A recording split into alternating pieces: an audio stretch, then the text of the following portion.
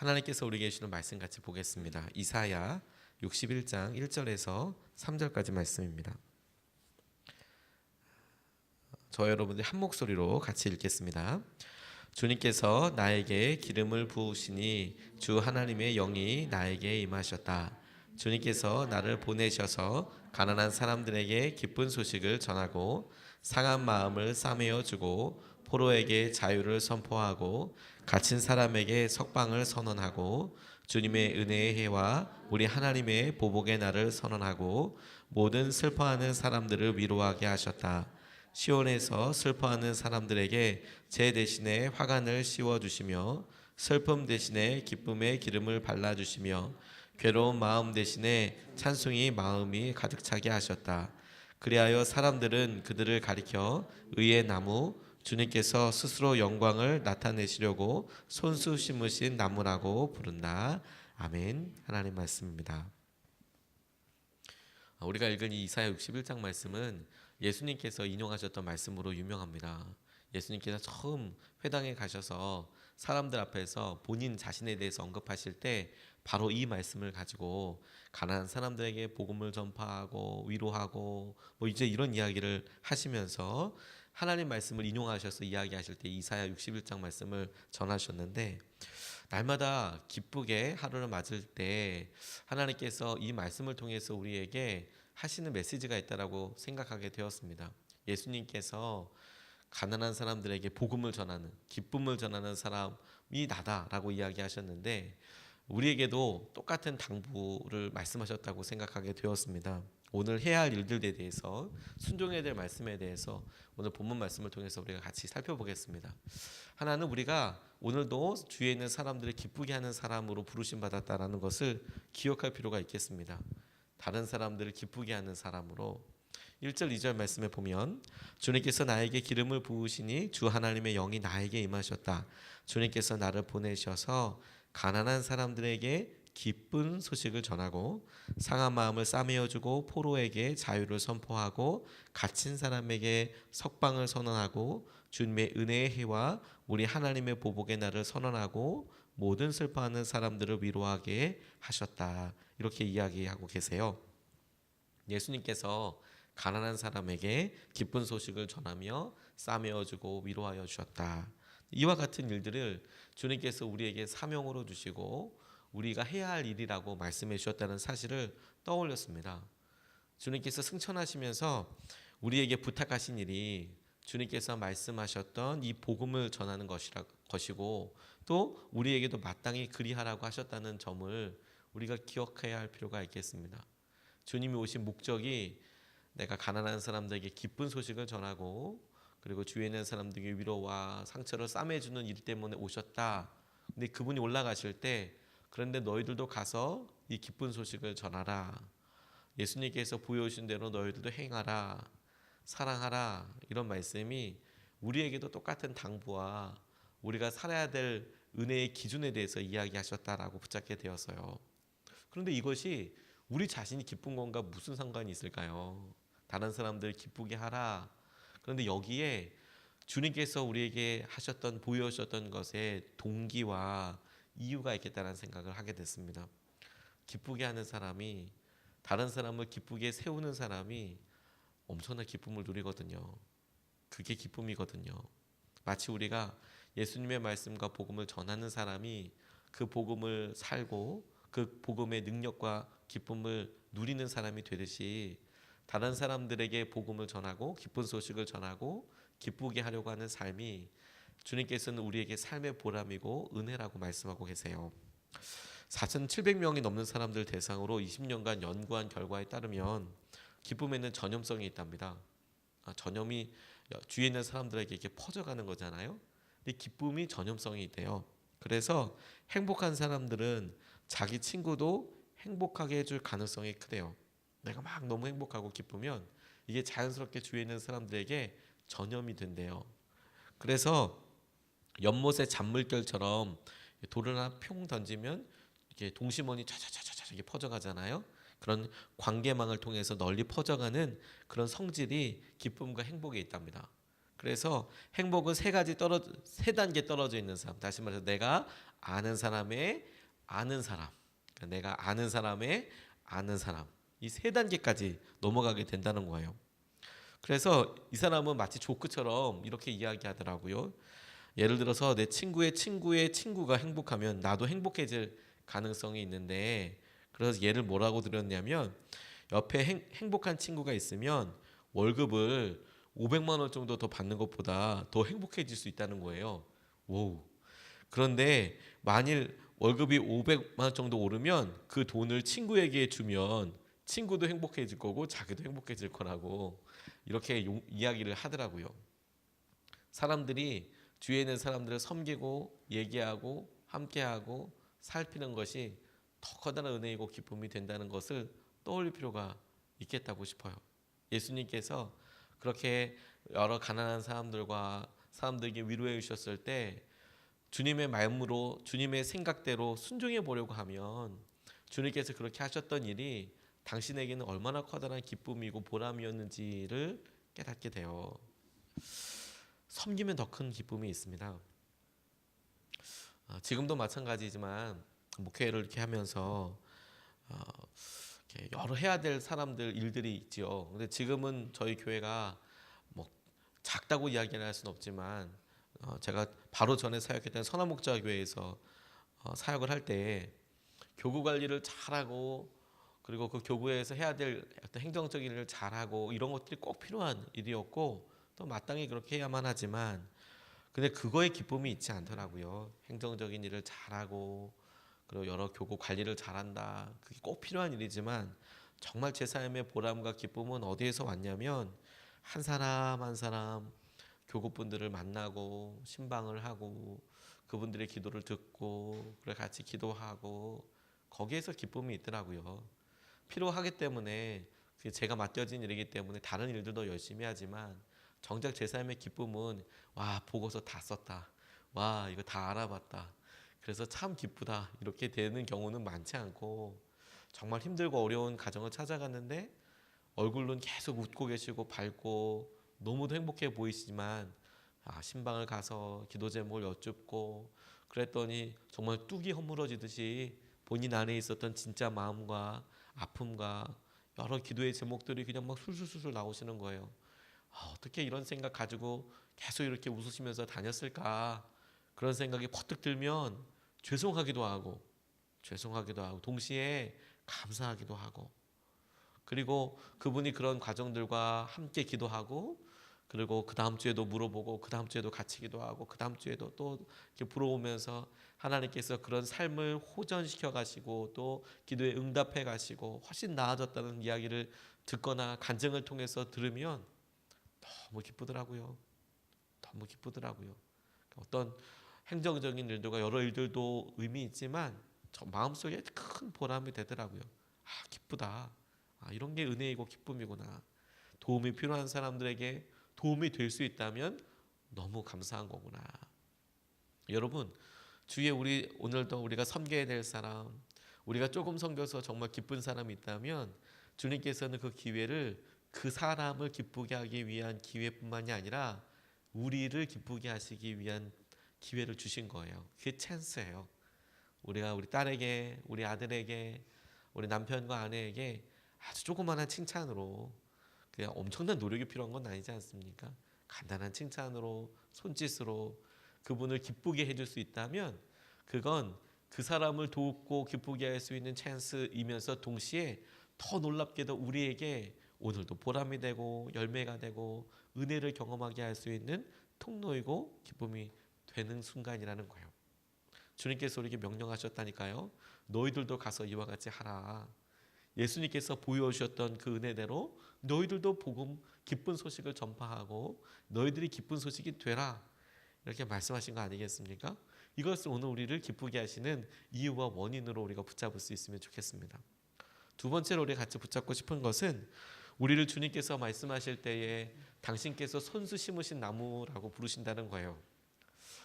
저는 성경 말씀에 이런 표현들이 이렇게 있으면 너무 행복합니다. 주님께서 손수 심으신 나무, 손수 심으신 나무. 이 단어를 제가 말로 계속 이렇게 반복하면서 너무 행복했어요. 주님께서 심으신 나무, 또 손수 심으신 나무.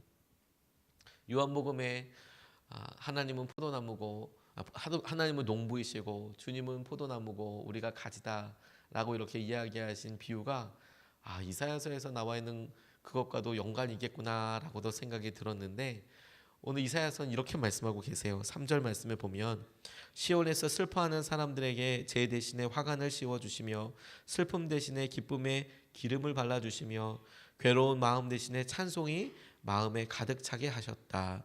그리하여 사람들은 그들을 가리켜 의의 나무, 주님께서 스스로 영광을 나타내시려고 손수 심으신 나무라고 부른다. 이렇게 말씀하셨다는 겁니다. 주님께서 우리 안에서 찬송에 가득 차게 하셨다라고 말씀하고 계세요. 이 말씀을 주님께서 우리를 기쁘게 하셔서 찬송이 가득하게 하셨다 이런 식으로 표현하지 않고, 주님께서 이 고통당하고 어려움 당하는 사람들의 마음에 당신을 향한 찬송이 가득하게 하셨다 이렇게 말씀하신 거잖아요. 앞에 뭐 기쁨에 혹은 은혜에 이렇게 이야기하지 않고 당신을 향한 노래가 가득하게 하셨다.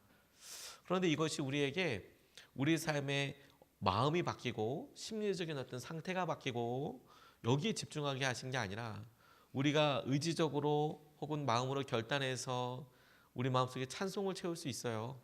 주님, 오늘 제가 주님 앞에 찬양을 올려드리고 기뻐하고 하나님께서 하시는 여러 일들에 앞서서 내가 주님 앞에 노래를 우리의 삶의 고백을 올려드릴 수 있어요.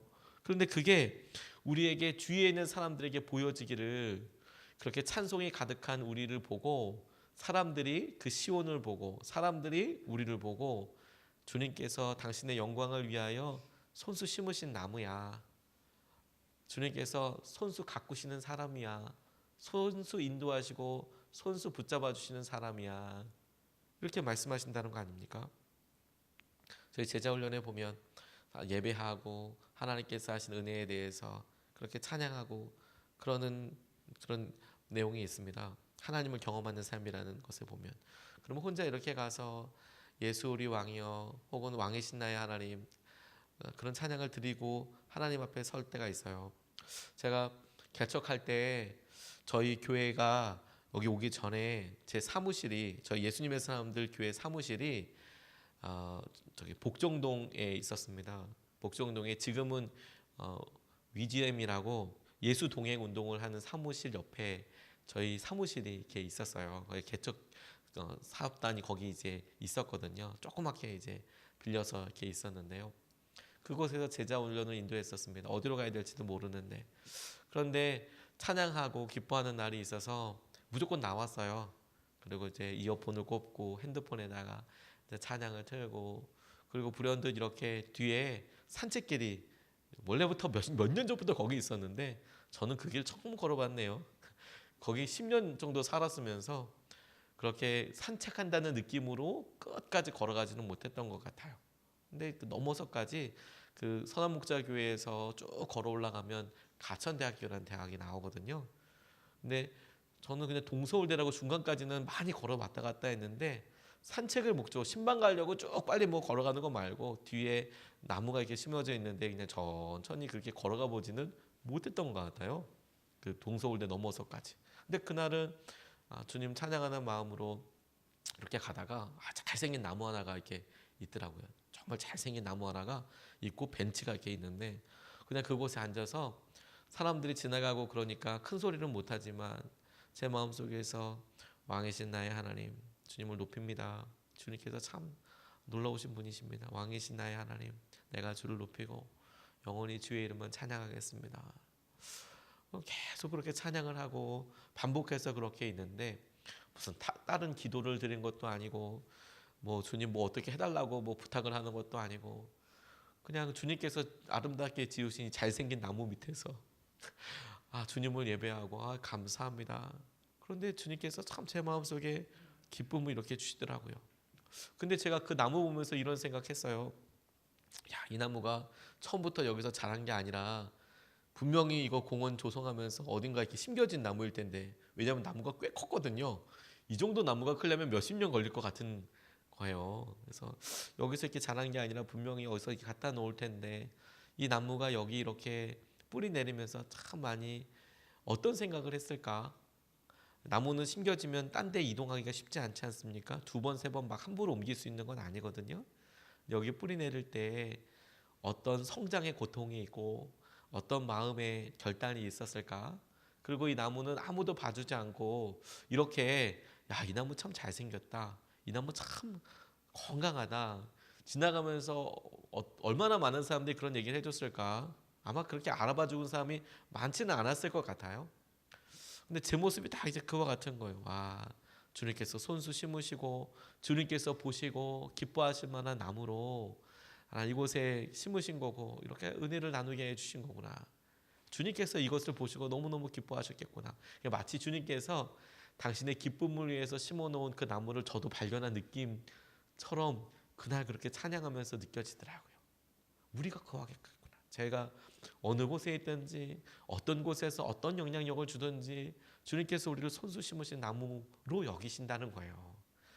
그럼 엄청 기쁘지 않습니까? 그러니까 주님이 나를 보시고 손수 심으신 나무를 보시고 기뻐하시듯이 어린아이들이 요 바깥에 토마토 심어놨습니다. 아이들이 뭐 한다 그러면 얼마나 이쁘고 좋은지 몰라요. 그런데요, 토마토 심어놓고요, 그거 계속 보고 제가 보기에는 거의 괴롭히는 거 아닌가 싶을 정도로 자꾸 가서 봐요. 심어놓고 좀 봐야 되는데 그 토마토 저거 잘할 수 있을까 싶을 정도로 막 그래요. 작년에는 배추 심어놓고 아무튼 뭐 김장한다고 뭐 그래서 저 배추 잘할 수 있을까 갈 때마다 막 애들이 꽃삽 가지고 그거 거의 뭐 그래요. 자기들이 손수 심었다고 그러네요. 그거 그렇게 관심이 가나 봐요. 토마토 언제 자라는지 뭐. 저 토마토가 생겨도 걱정이에요. 저거 다 먹어줘야 되는 거 아니에요? 그렇죠? 저 애들 저렇게 만들어 거 다 먹어야 되는 거 아닙니까? 그게 파랗든 어떻든. 근데 그래도 너무 기쁠 것 같아요. 주님께서 우리 심으셨다니까요. 존 오트버그 목사님이 아주사 퍼시픽 대학이라는 데 졸업식에 참석하셨는데 그날 아주 뜻깊은 행사가 있었답니다. 졸업식 전에 3명의 친구를 여러 졸업생들과 그 패컬티라고 하거든요. 교수진들과 사람들이 조촐하게 모여서 이 세 사람들이 엄청난 결단을 한 거예요. 졸업하고 나서 각각 빈민들이 사는 나라로 가서 그 빈민들을 섬기는 일에 몇 년을 헌신하기로 이렇게 결단을 한 거예요. 참 귀한 청년이죠. 그래서 졸업식 전에 여러 패컬티들 교수들이랑 그리고 거기에 이제 졸업하신 동문들, 근데 그 중에서는 졸업한 지 50년 된 동문들도 있었대요. 이렇게 모여서 이제 이야기를 축하하고 뭐 이런 시간을 가졌답니다. 3명의 사람을 총장이 소개하는데 이 사람은 어디 나라를 갈 거고 거기서 몇 년 동안 거기서 있을 거고 이 사람은 어느 나라로 갈 거고 거기서 몇 년 동안 있기로 결단을 했고 뭐 무보수로 당연히 하는 거죠. 이 사람은 어디로 가기로 했고 거기서 몇 년 동안 있기로 했다. 본인들도 참 어려울 텐데 야, 요즘 세상 같지 않게 이런 청년들이 있다. 이렇게 소개를 하고 본인들에게도 자기들의 결단과 생각을 이야기할 수 있는 기회를 주더래요. 이 3명은 이게 내가 이렇게 여러 졸업생들 그리고 여러 교수들 앞에서 내가 어디로 갈지를 이야기하는 것이 이 모임이 있는 이유다라고 생각을 했나 봐요. 그런데 딱 그렇게 소개가 끝나자마자 총장님이 나가더니 이 세 젊은이들을 보고 여러분은 잘 모르는 어떤 분이 여러분이 앞으로 하게 될 일에 대해서 이야기를 들었답니다. 그분은 여러분이 아무 어려움 없이 각자의 목적지를 가서 사람들을 섬길 수 있기를 바란다고 하셨습니다. 그래서 선물 하나를 주셨지요. 자기 이름은 익명으로 해달라고 하셨고요. 이제 선물을 공개하겠습니다. 이렇게 이야기하는 거예요. 자기들이 어디 가는지 이야기하려고 이 뜻깊은 자리가 모인 줄 알았더니 그게 아니라 그 자리가 선물 받는 자리였던 거예요. 이 세 사람에게. 그러면서 첫 번째 학생을 향하여서 학생은 학자금으로 은행에서 융자한 1억 500만 원 정도, 우리나라 돈으로는 한 1억 1000만 원 정도 되겠네요. 10만 5천 달러를 탕감받았습니다. 이 탕감받았다라는 표현을 영어로 forgiven이라고 해요. 죄가 용서받았다. 우리가 죄가 용서받았다고 이야기할 때에도 대속했다라고 이야기할 때에도 히브리어로 탕감받았다라는 뜻이거든요. 경제 언어예요. forgiven. 그리고 두 번째 학생한테 학생은 우리나라 돈으로 한 7,700만 원, 7만 달러 forgiven 탕감받았습니다. 마지막 세 번째 사람한테 당신은 13만 달러, 우리나라 돈으로 한 1억 4천만 원 정도를 forgiven 탕감받았습니다. 뭐새 학생들이 막 퐁퐁 감격과 감사와 당신들에게 이렇게 forgiven 해주는 이유가 뭐냐면 가서 당신들의 만날 그런 선한 의지와 결단이 아무 거침없이 그 학자금 문제 다 갚아야 되잖아요. 1억 원 갚으려고 쉽지 않잖아요. 그 마음으로 하라고 어떤 분이 당신들을 위해서 forgiven 해 주었다고요. 하나님께서 오늘 저와 여러분들을 기쁨의 통로 삼으시기 위해서 당신의 피값으로 우리를 forgiven 해 주셨어요. 탕감해 주셨어요. 그리고 그 기쁨으로 우리가 감사와 감동으로 사람들한테 나아가서 기쁨과 은혜의 통로가 되는 것이죠. 주님과 변함없는 관계를 찬양하는 겁니다. 그리고 그것을 의지하는 거예요. 주님께서 손수 심으신 나무라니까요. 그래서 여러분, 우리는 주님께서 심으신 토마토 나무라고만 생각해도 기쁠 거예요. 날마다 보시고 물 주시려고 이렇게 살펴보시는 오늘 그 은혜와 기쁨이 우리 가운데 중심과 주님을 향한 고백이 되기를 주님의 이름으로 축복합니다. 두 가지 말씀 나눴습니다. 하나는 주님께서 우리를 기쁘게 하는 사람으로 부르셨다는 것. 두 번째는 우리를 주님께서 손수 심으신 나무라고 부르신다는 것. 두 번 나눠서 기도하겠습니다. 첫 번째,